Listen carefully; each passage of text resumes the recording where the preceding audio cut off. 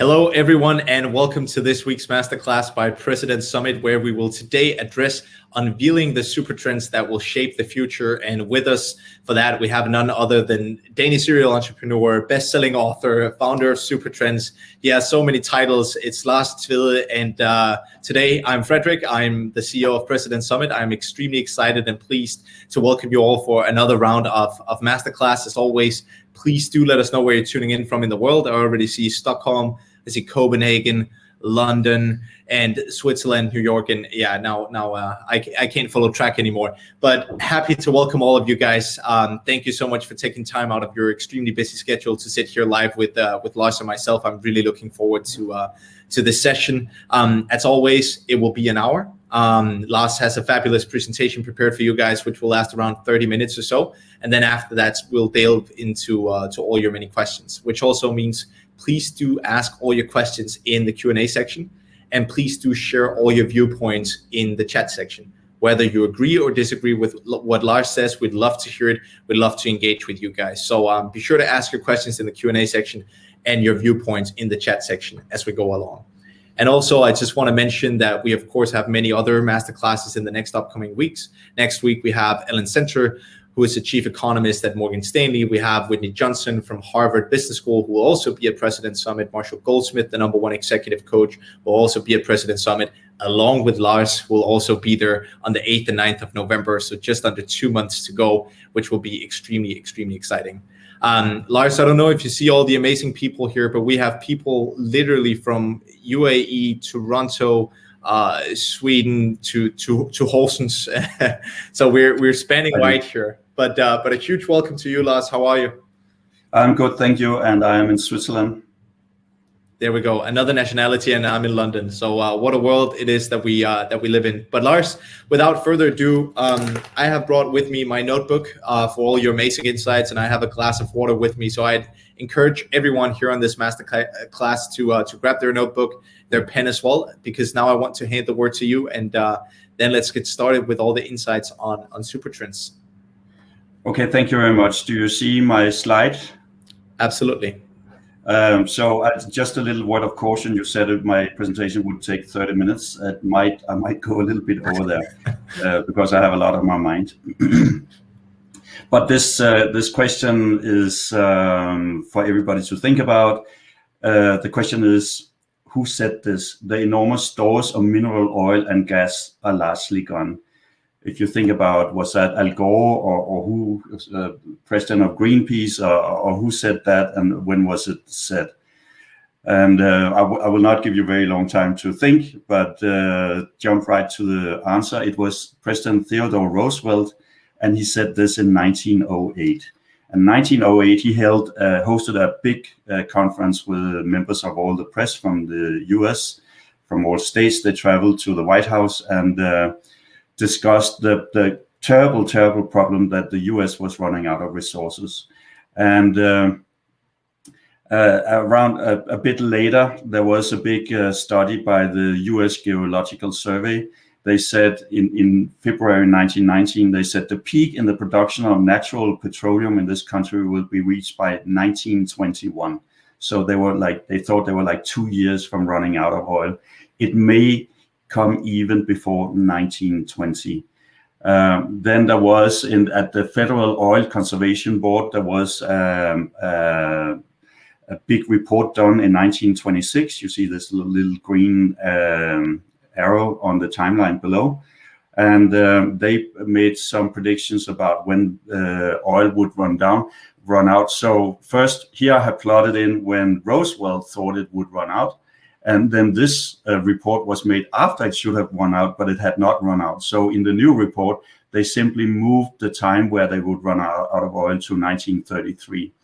But then in 1935, the US State Department made a new report about when they would run out of oil. And so this was made out after they should have run out, but there was still oil. So they moved the date the time where they would run out to 1948. And then in 1941, so before 1948, there was the US State Department again made a new report.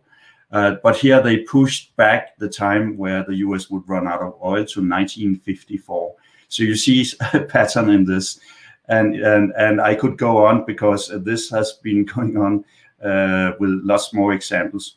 But here I have a graph where I show the different US government estimates of how big the global oil reserves were. So in 1920, they believed there were 60 billion barrels in the world. Then, of course, the world was burning oil all the time, so it should, be less and less.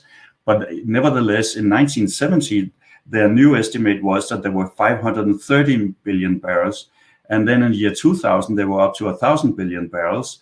And now they think there are 1,700 billion barrels. So even though we're burning all this oil, the amount of oil that has not been burned seems to be going up even exponentially. So something weird is going on. And I say this to introduce the whole subject of the speech, which is innovation and new technologies and what they do to the world. So this is something I've written a number of books about and that I have been very interested in for many, many years. I have been co-founder of a venture capital fund. I'm running a hedge fund. I have been founding or co-founding 13 startups, and I've been authoring 17 books all in all. So this is something that I've really been thinking a lot about. And one of the companies that I run right now is Supertrends that with some friends, we co-founded a couple of years ago. And the Supertrends, we have mapped the world's innovation, and we have this app that tracks innovation back to 3.3 million years ago and then into the future, where we ask different entrepreneurs and experts what they expect. For instance, here you see expected innovation in 2027. Where if the users can go in and they can tap in when they think it will happen, and then compare themselves to the experts who are actually working with these fields to see if they are have the same opinion as the experts or not. And then also we use AI to make summaries of the information flow, the news flow about what goes on in innovation, etc., etc. So this is a bit of the background that I have here. So working a lot with this, and we have around 2,000 forecasts for the future, and that gives some insight in where is innovation going. But it's also very interesting to look at what has happened with innovation in the past. So in the past, people were often very skeptical about the world running out of resources. It was now I gave the example with Roosevelt and the American government, but if you go back to 1798, the most famous prediction of doom was probably by Thomas Malthus, who said that he thought that it was completely inevitable that there would be a global famine because the human population was growing faster than the ability to produce food. And the thoughts that he had were repeated many times since, and there was like an increase in this mindset in the 1960s. A very famous book was Famine 1975. That book came out in 1968. So this is where the book came out. This is where they expected global famine. So hundreds of millions of people would die. That didn't happen, but there was another book which sold millions, was called The Population Bomb. And it said the battle to feed all humanity is over. In the 1970s and 1980s, hundreds of millions of people would starve to death. Nothing can prevent a substantial increase in the world death rate. This is what people thought at the time was very popular. So expecting a global disaster where we would have a huge shortage of food. It didn't happen though at all. Actually, the opposite happened. So the proportion of the world population that were undernourished or were starving kept declining all the time. And actually today, for the first time, we have more people in the world that are obese, that are undernourished. Anyway, so if we go a little bit forward, in the 1974 came this global bestseller called Limits to Growth. And they had two cases for when we would run out of different key resources. So first we had the pessimistic case, and according to that, we would already by now have run out of aluminium, zinc, copper, gold, silver, natural gas, oil, and mercury. But they also had a more optimistic case where they assumed that there would be 5 times as many resources as was known. And according to that, we would today have run out of gold and silver and mercury. But if you look at the dates, we would be extremely close to run out of zinc, copper, and natural gas and oil right now. And if we just move to 2025, according to their prediction, there would only be aluminium left. So we are nowhere near that. And actually, if you look at one of the best indicators of whether we have a shortage of commodities or not, it's called Simon Abundance Index. And that is an index of the 50 most used resources in the world.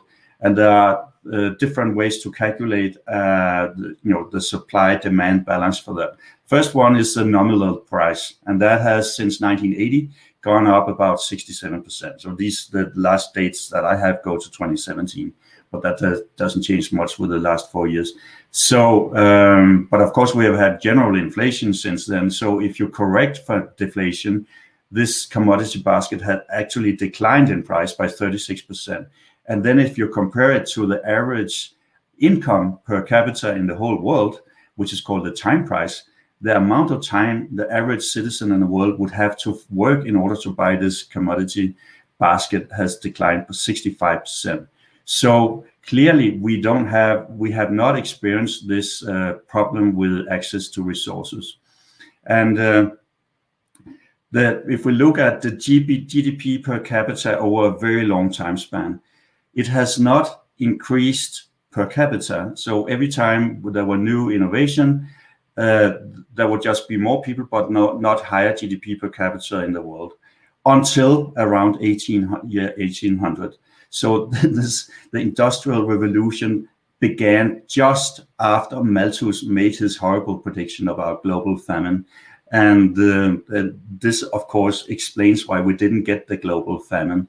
And the way people look at it today is that we say is we had a Malthusian economy until around year 1800, but then came the industrial economy, and then we got out of this situation and global GDP per capita started rising. So we can look at how did that happen. And there's a very interesting book that I read with enormous interest called Human Accomplishment. It was written by Charles Murray. So Charles Murray, he had over a period of 5 years, about up to 50 people studying encyclopedias from around the world to look at what was mentioned in the encyclopedia, where did the people who were mentioned living when their accomplishments were done, and where did it happen. So if we look at what they found, we can see that in this timeline here, around year 650 before Christ, we start recording people who did the notable innovations. And then there was no trend in it, even though the world population increased, and you had booms and busts in innovation, different places, but overall there was not much of a trend until around 1450, and then it exploded. And so this was leading to that we came out of the Malthusian economy around year 1800. So if we look at what is happening today, here I have a graph that actually is, I'll come back to this graph, but it shows the vertical axis, the logarithm of GDP per capita in the US, and then you have a timeline, so 150 years. And the GDP per capita has been growing very steadily, trend-wise, very steadily, about 2% a year. So this is not a Malthusian economy, this is a prosperous economy. If we look at the actual GDP per capita, it's been a little bit different because of business cycles and wars and crises and so on. So you see this big dive about 40% in, and that was a big Great Depression in the 1930s. And you see the most recent dive out to the right, and that was the COVID crisis. So this observation has made me think of the world, the human history and the human future in a way that we can divide into 4 different distinct phases. And the first one is, as we saw, the Malthusian economy, which lasted, the whole 300,000 years of the human history until around year 1800. Then we quite suddenly broke out of that, and we got into the industrial economy. That was phase 2.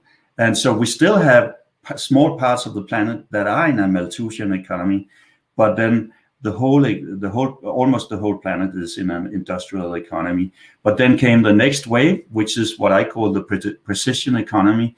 And this is an economy where computers, chemistry, and genetic engineering enable us to make very, very precise manufacturing, distribution systems, etc.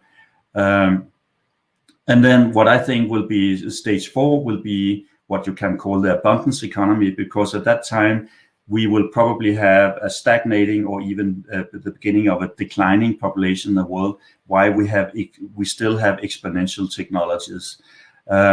So I gave it that name, but then I thought about actually why give the name to an era based on resources when resources are no longer an issue? Why not call it for what is much more prevalent in economy? And this is the experience economy, where people are looking to have a great life, and they prioritize experiences. They really have enough material wealth. So maybe that starts around 2050. And I'm not saying that it's a hard shift between one phase or another. These are coexisting. And where we are right now is that in the modern part of the world, we are now in the precision economy, have been there like 30 years.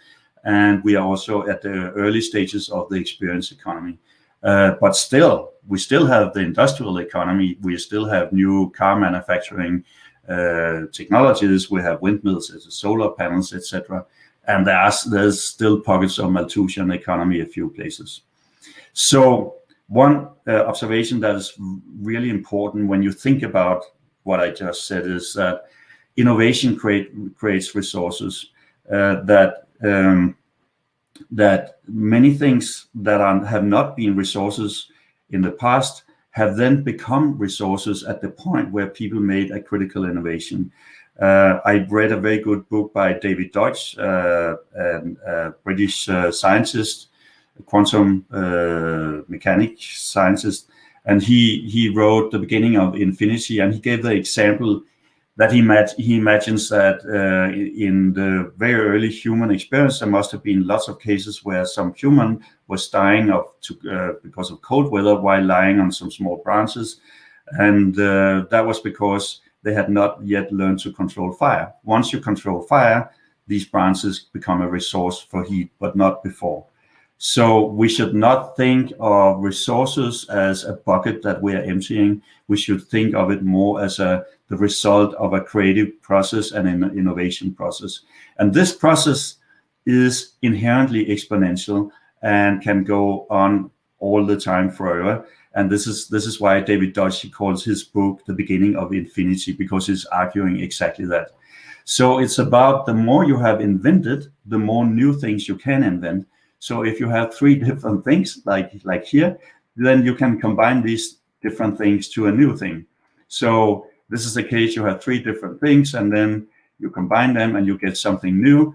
Then with something new, what can you do? You can combine that in 3 new ways. Now you have 6 different things, you can combine that, and then you have more things and you can combine that, and then you have more and you have more. It took me a while to make these slides, by the way. So the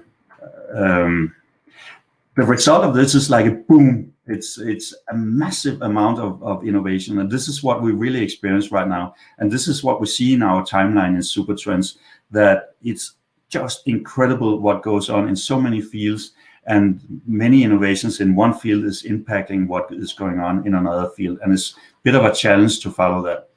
So one conclusion also out of what we see is that the more people, the more resources. I just explained that. That is because more people make more innovations, and then that leads to more resources.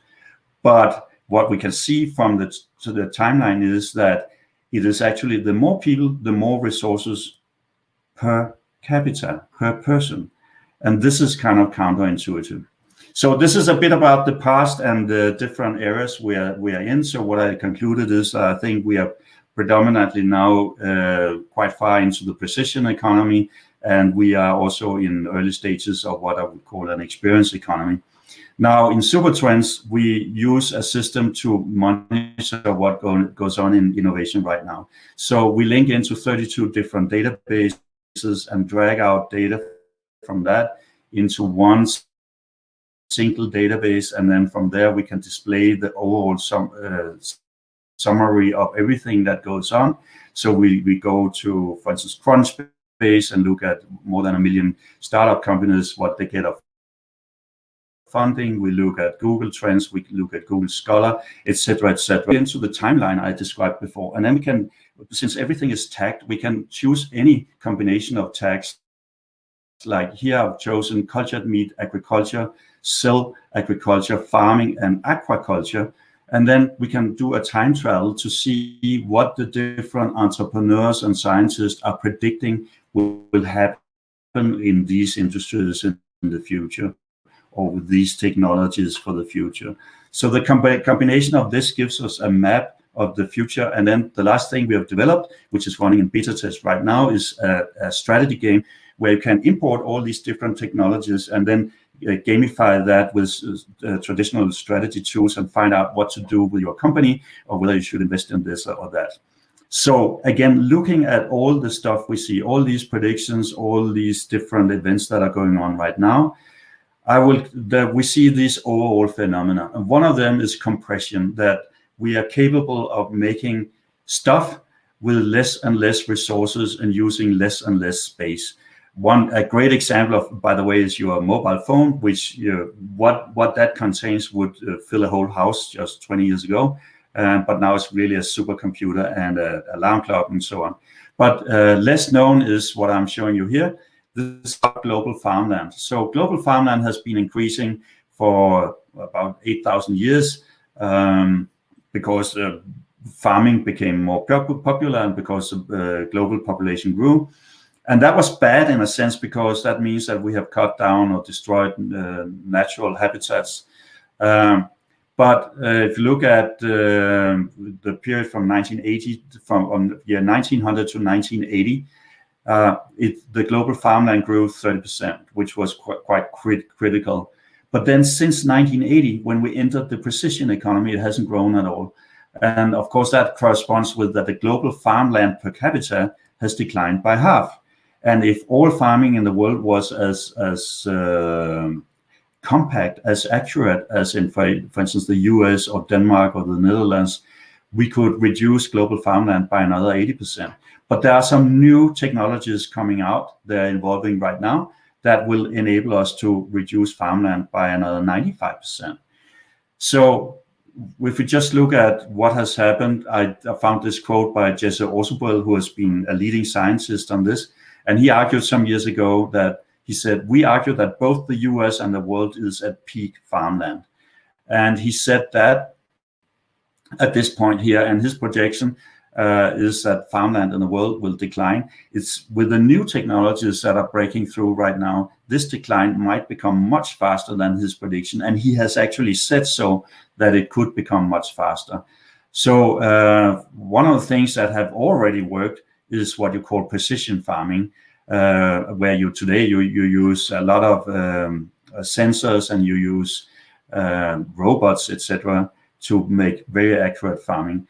So if we look a bit back in history, we can see that the farmland as a proportion of global capital has played a smaller and smaller role, exactly because we are better and better at making it in compact. This is from Thomas Piketty's book,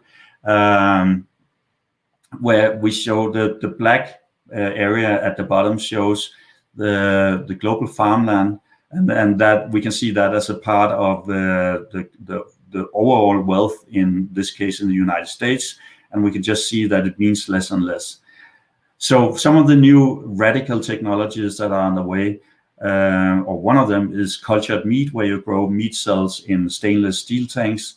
And this is very compact. So if all meat production in the US was made that way, then you could reduce the farmland dedicated to meat production, like grazing, by an area that is similar to 6 times Germany. So this is really amazing. And that would mean that we would free up that area for instance, national parks.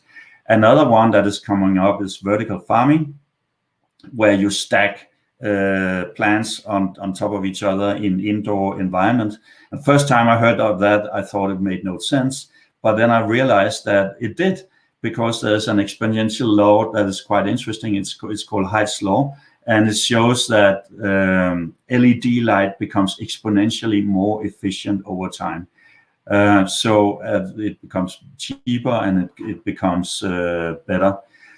Here's another really exciting technology that I think people talk too little about, is nuclear fusion. So nuclear fusion, just to explain it, you take the tritium that you have in a notebook computer, in the two batteries in a notebook computer, and deuterium from water, and then you merge that. And if you do that, you have from a bathtub, and this is the reason I have a bathtub here, is that you take the water that is tap water that is in one bathtub, and you take the deuterium, and then you use the tritium from a notebook computer, which you have to convert to lithium, but that's easy. That will provide enough energy to power a wealthy OECD citizen with all energy for transport, for heating, for cooling, for everything, the entire life. And I think we have a competition right today about where the question is, when will this technology work in such a way that it supplies power to consumers someplace in the world? Exactly. I just launched the poll here, Lars. When do you think nuclear fusion will provide power to consumers? And we're slowly starting to see the first couple of replies here. So far, I can tell you that option B, 2030 and 2039, is leading the race, closely followed by option A and option C. So far, no one says never. So at some point in time, a few says later, but it's by far option B, followed by option A and C. That is interesting, and it's actually where it seems like the consensus is where I would also put it, because there's something very interesting going on. There are about 60 different experimental nuclear fusion reactors in the world. They have very different designs, which is good because we are trying a lot of things out. About 10 of them are really leading the pack as it looks right now. But there's an expression called triple product. And so triple product is the product of pressure times temperature times time. And that triple product has been doubling every 22 months now since the early experiments in the 1970s. And if you extrapolate that, we should only be about 3 or 4 years from having sustained nuclear fusion reaction in an experimental reactor. So maybe 2024, 2025. Indeed, on the Supertrends timeline made by the experts, they have that plotted in 2024. So after that works, if it works around there, then we can perhaps add 10, 15 years until we have easy to maintain commercial reactors, and then we should be there. So it's probably not more than perhaps 15 years away, I would say. That's my best guess right now. And just to put that into perspective, so here I have made a plot where I've taken, we have a column that represents the 300 years that the fossil fuel area, so coal, gas, and oil will last overall, because we are ramping that down during this century. Then we have another technology called thorium, that's nuclear fission, and that is being launched in China right now. And with thorium, we could power the world for all its energy for about 100,000 years. But then now I changed the scale to billion years. So it goes, now the scale goes up to 8 billion years. And on this scale, I cannot see 300 years. It's not even 1 pixel. So fossil, you can't see. Thorium, you can see. But nuclear fusion we would have enough to power us for about 8 billion years. So this is an example of technology that gets more compact, but also of that innovation creates resources, because deuterium and tritium are not resources for us right now because we can't make it work. But when we can, it's like the person who was lying on these branches and dying from cold weather, because that person couldn't ignite a fire. Now we cannot ignite these reactors, but when we can and can get it running sustainably, then this becomes resources for us. Going to another point we see really a lot of innovations predicted, that is in visualization. Of course, this whole webinar is an example of this because we're sitting in different countries, but there's so much happening with screens, bendable screens, transparent screens where you can still display stuff, very cheap screens. If you go to Alibaba and look at OLED screens, they're becoming so cheap per square meter, it's almost like wallpaper. And so I think that we'll see in the not so distant futures that architecture will change, because we will simply have walls that are made of screens, and then with an app on your phone, you can change the color of your wallpaper. You can display any movie or anything like that on it. Also in visualization, VR, virtual reality, augmented reality, etc., are technologies that are amazing, and especially augmented reality, I think, is very close to really breaking through. Then there's an underlying phenomenon that I think is very, very important, and this is recursive intelligence, where intelligence almost by itself creates new intelligence. So we have a trio of technologies that are driving this right now. Is AI, which is fed by big data, and some of that big data gets its information for Internet of Things, so from the physical sensors.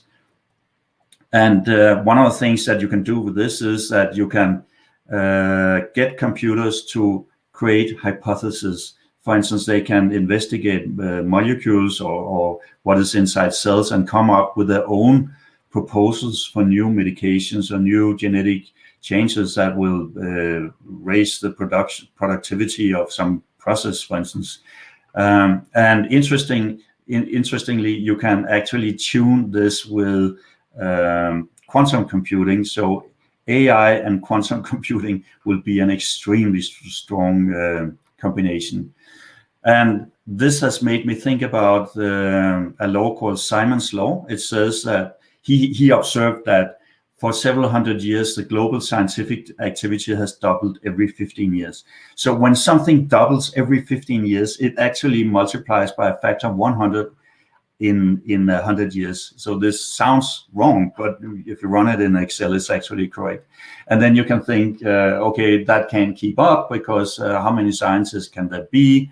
But the point is that when AI starts taking over much of the scientific process, it can surely keep on for a very long time going forward. Then we see a process of synthesizing, that instead of extracting stuff from nature, we start making it in artificial ways. A very good example is how we fertilize landfills, so or farmland. So of course, in the old days, it was, for instance, with farm dung. Then there wasn't enough of that. And then some people found out that there are these islands in the Pacific with guano. This is a photo of a guano mountain. It's really quite a lot of that. But even though there was that much, we would run out of that. Then some Germans figured out that there was a chemical process where you could take nitrogen out of air. And we actually today using about 1% of the global energy consumption for doing that.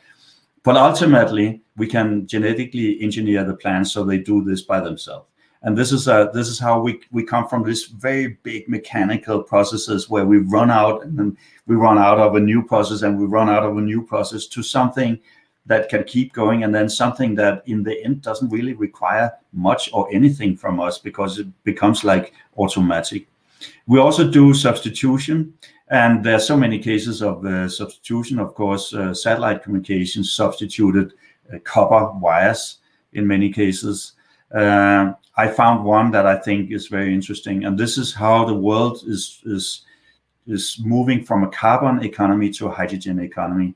So coal has a lot of carbon compared to how much hydrogen it compares. On this graph, the yellow dots represent carbon, and the blue ones are hydrogen. So if we move to oil, that has a better ratio between carbon and hydrogen. If we move further onto gas, it becomes much better. So gas is much cleaner than coal. But there was a scientist who mapped this for a very long time. And he found out that there's actually an exponential process that has been going on from before year 1800, where the world is moving from a carbon economy to a hydrogen economy. So in 1770, where lots of heat actually didn't even come from carbon, it came from burning wood, which is extremely carbon intensive. We had a 90% carbon economy. The midpoint was reached in 1935. And if we extrapolate this, then we will have a 90% hydrogen economy by 2100. And so if you think about nuclear fusion, the components that we use to make nuclear fusion, deuterium and tritium, are actually isotopes of hydrogen. So there you go. And also, probably much of the way we will store energy in going forward will eventually become hydrogen. So we'll not only use hydrogen to create energy, but also to store it and transport it. So I think it's very plausible that we actually will be able to stick to this curve and have a 90% hydrogen economy by year 2100. Then now I've spoken about technology, and of course we have enough predictions and enough information to talk about that for months. This was just to give some examples of what is going on. So I'll now go to some of what is happening in terms of commercial markets. And when we digitize, which is a part of what we do in the precision economy, we also change the content and flow in markets. So we divide stuff into smaller units. If you think about, I'm not entirely young. So when I was much younger, when I wanted to buy music, I would buy an LP. Very often, this LP would only contain one song I really liked. But then you became able to download songs. So I could just download or buy a single song that I liked. And now I'm on Spotify, and on Spotify I can get just any combination of songs that I like as a flow, as a stream. And it relies on people's ratings to recommend me the right thing. And if we extrapolate this, the next thing that should come is that every instrument is actually separated. So I could remove an instrument from a song and then add another version of that instrument, or I could play along with my own drums or whatever. But this is an example of granularization. Also, for instance, 99 Designs, where I've been buying some logos. Here we have people working for me. I never meet these people, but they're sitting around all over the world making offers or suggestions for a logo. And so this is the gig economy. So what happens is that products and services get divided into discrete objects, smaller and smaller objects. These are available in open markets. They're very often getting ratings, and if not getting ratings, then at least it's monitored so that you can suggest to people what is the best for them. Sometimes there are exchanged peer-to-peer, and very often they are available as a service like Spotify. And there are lots and lots of yet untapped opportunities in business to make some of these changes into this discrete objects, open markets, ratings as a service, etc. So the last thing I want to talk about is this movement where the experience economy grows. It's already happening especially in the more sophisticated economies. So if you look at what are the great investments in financial markets today, it surely has at least been for a very long time in the precision economy, the big tech companies. But in the experience economy, something really interesting is beginning to take place. And just to illustrate that, I came to think about food. So in the very old days, food was something you ate for nutrition, for the calories, and perhaps also for the pleasure of it. But if you walk into a supermarket, you are a consumer in their vocabulary. When you walk into a restaurant, you are a guest, and that is a different thing. So the restaurant is in the experience economy. It makes a spiel, it makes a show around the process of serving and eating food. And one of the most extreme examples of how far you can go is the Danish restaurant called The Alchemist. It's rated, I've seen it rated as one of the top 5 restaurants in the world, sometimes rated as the best restaurant in the world. And if you look at their website, they sell tickets, just like you buy tickets for a theater piece or going to the circus or sport events. So that is going very deep into the experience economy.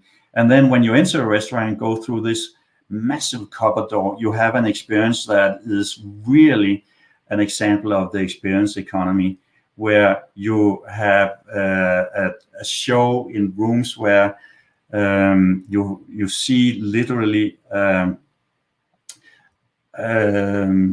displays of that you are different places and a lot of things going on around you. So we are really moving into this now, and so we see the first examples of it being more and more extreme. And here you see, for instance, how you're sitting in one of the many rooms the restaurants have, and then inside that room, they show different landscapes, and they have a soundscape and so on. So this, to me, is clearly an example of where we're going. So this brings me really to the end of my whole talk. And to summarize it, we are in the precision economy, we are moving into the experience economy, and we need to, in everything we do with society and in business, to think about how we can optimize for that. And we also need to get away from the thinking that we are in the Malthusian economy. We are not. We are going towards abundance, not towards shortage. And we are going to have more and more wealth, probably seeing wealth increasing by about 20% every 10 years. So this is just my last slide. And I just wanted to show this little example also of the experience economy. This is the Ripples machine, where you can make 3D printed cocktails, where you can actually design how they look on the surface. So here's a very good example.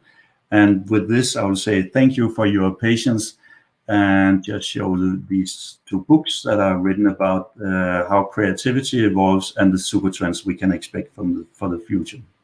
Thank you. Thank you, Lars. Thank you so much for some tremendous insights. I know when you presented, you weren't able to see the chat section, but I'm sure if you just briefly scroll through it, you will see loads of comments where people, have been tuning in back and forth. And I can also tell you, we have so many questions in the Q&A section that it's a good thing that I'll get to see you in just about a month and a half, because we won't be able to address all of the many questions that we've gotten here. Right. I should briefly mention that if you're more interested in Supertrends, you should definitely go to the handout section and download a brief little brochure about Supertrends. And also, of course, be sure to check out Lars's book, Supertrends. But also, if you're even more interested in Supertrends, then there is a little, I guess, sort of surprise that I want to share with all of you guys. Because as mentioned, Lars and myself will be at President Summit on the 8th and 9th of November in Copenhagen in just about a month and a half's time. We are almost completely sold out, and we are trying to sort of share this experience back to the experience economy with some of the people who we've already engaged with. And who better to share this with than with you guys there. So if you're at all interested in participating at the President Summit, go to the website right now, use the code TWEDE10 or TWEDE10, TWEDE10, and then you can get 10% off the discount. It's only for the people live on this masterclass, and it's only available for the next 24 hours. So if you're interested, be sure to check it out, whether it's live pass, if you're not able to make it to Copenhagen, or whether it's in person. I should also say that if you're just at all interested in hearing more about the President Summit, just let me know, write interested in the chat section, and someone from my team will reach out to you guys to tell you more. But I should mention, given that it's only about a month away, we don't have a lot of tickets left, so it's first come, first serve, and it will only be for you guys here. But I'll leave that for now, and then I'll go back to all the many questions that we've gotten, Lars. One of the first questions I want to ask you, Lars, is that I think a lot of people are sitting here with the feeling of, this is great, this all makes sense. What is it that I need to do as a business leader tomorrow, or as a company in general? how is it that I need to think about these super trends, and how is it that I need to relate to this in terms of my everyday work? Right. So I did mention towards the last part too that one has to think about the granularization of the markets, how you can divide your offerings into smaller units, how you can get them into a more fluid market, how you can also you have to think about how you can target every client individually, like a market of one. For instance, I have a daughter who orders muesli online, and she can make her own mix, her personal muesli mix, and she thinks that is great. How you can turn what you deliver into untapped services, but also in a lot of industries, it is how you can focus more on the experience than on the product. I mean, once the product, of course, the product has to be right, but at some point, the experience, the overall user experience, takes over. I saw some time ago that Daimler Chrysler, they stated that they had given up on leading the development of self-driven cars because there were other companies that were ahead. But then instead they would focus on design, and they're very, very good at design, and Europeans are very good at design in general. And I thought that's not so bad, because they lost something in the precision economy, but then they focus on what comes after, which is the experience economy, and make incredibly well designed cars. And I think in a number of companies you can do that. You can focus on that. Absolutely. No, and I think that's extremely valuable point. I was just looking through the Q&A session here, Lars, and again, we've got many more questions that we unfortunately can address throughout the next 15 minutes or so. But the most upvoted question is by Jens, and he's asking, what innovation or innovations do you think have had the biggest impact on the economy today? Apart from the invention of the wheel.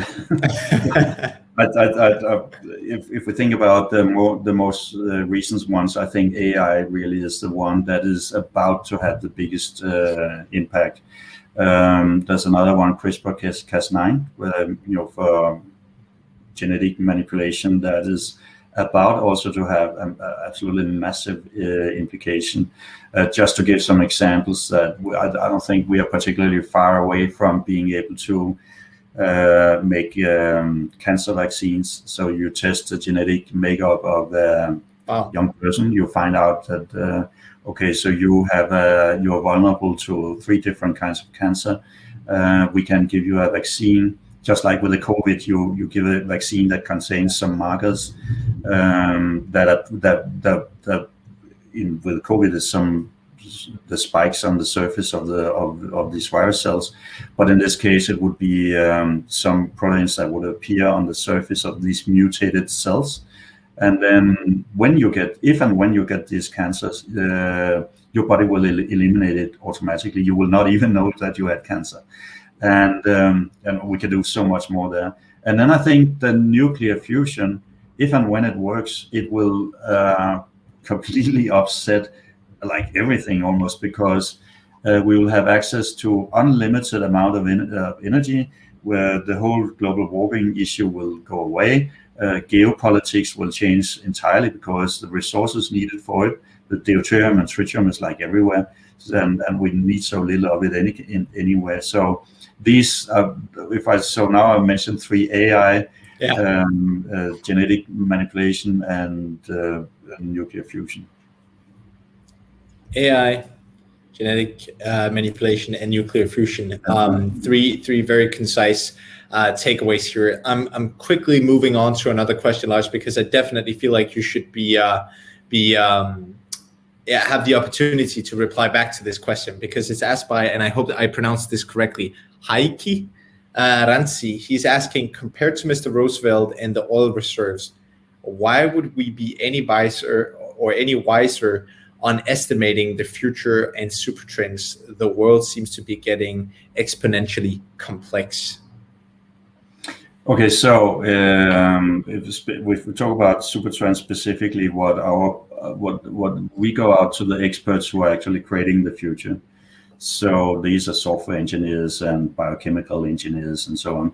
And we ask each expert within what you are working on, what are the key milestones that you expect will happen in the future? What will the impact and when will it happen? And then we give them the possibility at any given time to change the estimate of when it will happen. So we map the most likely outcome, but the mapping is fluent. So this is mapping milestones. When we look at how people have systematically been wrong about our ability to overcome problems and our ability to innovate, actually there are a number of scientists who have pointed out for many years that that we should factor in this exponential creativity, exponential innovation. So this is known stuff.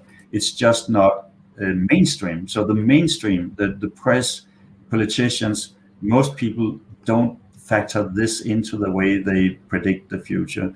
But for instance, Hans Rosling, in his absolutely excellent book Factfulness, he pointed this out, and before him there have been many others who also pointed this out. So it is known, it's just not mainstream. Known, but just not mainstream. And again, if you're at all interested in how Supertrends work and how they conduct the research and everything, again, you can go to the handout section and download the brochure there, or be sure to go check out their websites, or even in Lars's book, Supertrends. Or of course, be there when Lars tells us more about it in person in Copenhagen, where Supertrends will be live as well. So very, very interesting. I'm thinking, Lars, there's so many insights that we have shared now over the past almost an hour here, and you talked about it a little bit before, but maybe just to sort of summarize, in your opinion, what will the successful future company look like to you? How will they view Supertrends? How will they act upon them? What will set them apart in order to sort of, I guess, capture 2022 and onwards? Okay, so we actually haven't spoken about organization at all, but I have co-authored a book which is coming out quite soon, which is the working title is called Organizing for Supertrends. So I wrote my part last year, and my co-author is working on his part right now. But if you look at the most successful tech companies, like Spotify, for instance, many of them are very good at decentralizing. So they create small units that work very independently. And this is actually inspired in some cases by the Prussian military strategy called Auftragstaktik, where the Prussians, as the first Europeans in 19th century, they changed from that the general was giving a firm command of exactly what should happen to telling people what they should achieve. And then they had small units, and the small units could improvise. And so in World War II, the Allied forces, they had something similar and they call it mission control. So you have to have mission control in your organizations. You probably need to decentralize, and you need to work very consciously with your ecosystem, so that you involve the world around the formal organization. So you can have untapped staff, like I have when I get a design done by 99 Designs, but you can also have relationships with people that give ideas for how you can use your core technology. For instance, a company like Lego, if we go many years back, Lego, they had lawyers that whenever somebody had a website and they were showing the Lego logo, the lawyers would come and shut it down. And then they made a U-turn and said, wait a minute, these people are actually very enthusiastic about Lego, and they're showing stuff they're doing with our core technology. We should work with them, not against them. So they were building this ecosystem of users and consumers that were working, helping them develop their own product. And I think that you can do a lot of other things with your ecosystem. You can make accelerators, incubators, venture capital fund. You can make commercial corporations. You can make innovation awards. Some companies are making Dragon's Den copies internally and so on. So I think that it's very important to think about how you organize yourself so that it's no longer a command and control pyramid as much as it's a much more fluent organization that creates ideas from below and executes on them from below also. Not only, I guess, the future trends advice here, but also some organizational advice by Lars. I love it. Lars, we're quickly running out of time here, and I just think we've touched on so many brilliant insights, and I'll get back to some of these in just a bit. There's one last question I want to ask you before we round it, or we go into the last part of this masterclass, which is, I'm sure a lot of people will sit here, they've taken notes extensively, such as myself. Now they'll go home, they'll eat dinner with their families, or they'll continue their work day wherever they're at in the world. They'll do something after this, and then they're going to wake up tomorrow morning, and they're going to think about all the amazing things that you said, but they're also going to be a little bit in doubt in terms of what it is that they should do tomorrow morning. So let me ask you, Lars, very precisely and very concisely, what would you want people to do differently when they wake up tomorrow morning? Couple of things, 3 things. First of all, think of the future in a more optimistic way than most people do, because there's a very high probability that it will be much better, much more prosperous, much more clean, and it will be an abundance economy instead of a scarcity economy. So that's the first thing. The second thing, bear in mind that we are in the precision economy. We are moving gradually into the experience economy. Think about how you can adapt what you do to that. And the third thing I think is think about how you can reorganize your organization so that it becomes more agile and better at thriving in this dynamic world. It can't be told pretty much any more concise than that. So thank you guys so much. Lars, thank you so much. Before we round off completely, there's a couple of things I want to ask you here. One of which is we always end off our masterclasses by a brief little lightning round. Would you be up for 4 top of mind questions, Lars? Yeah. Fantastic. Then the first question comes here, Lars. What is the best book that you have ever read? I know you've read a lot. I don't know, the book where I was most thrilled was called Black Rednecks, White Liberals, and it's about the stickiness of culture. It was by Thomas Sowell from Harvard University. Fantastic. Yeah, fantastic read. Absolutely a fantastic read. Second question comes here. Who is the most inspiring person for you at the moment? So not necessarily all time, but just currently. Oh, that is that is very, very difficult because there are so many. I have been very inspired and continue to be very inspired by Matt Ridley, who is the former science editor of The Economist. So I would mention him. Fantastic. Yeah. Good choice. Third question comes here. Do you prefer work from home or in the office? I'm almost certain what you'll answer here. Yeah, the last 20 years I've been working from home. So the COVID lockdown situation was nothing new for me. Actually, it made it easier for me because people were not so insistent that I had to move around for meetings. But I find that I'm more productive when I work from home. So home is where I am, but I work with my notebook and yeah. I feel like it's only natural that you're predicting all these super trends and all of a sudden the world is starting to work from home and you've already been doing it for 20 years. I think it just aligns very well with everything that you're saying, Lars. So pretty much up the same alley. The fourth and last question comes here. Can we get it up? There we go. What is your greatest life hack? Test your personality. I think that everybody should regularly and early in their life take extensive personality test and find out who they really are. They will make it easier for them to find out what they should do with their life, but also to interpret their own patterns of behavior and correct them. Love that. I love that piece of advice. I love that piece of advice. And I also just want to say to all the people who've tuned in here, I know it's 5 o'clock here in the UK and 6 o'clock in Central Europe. I just want to say thank you guys so much for your willingness to participate in this masterclass. The chat section has been booming. The Q&A section has been booming.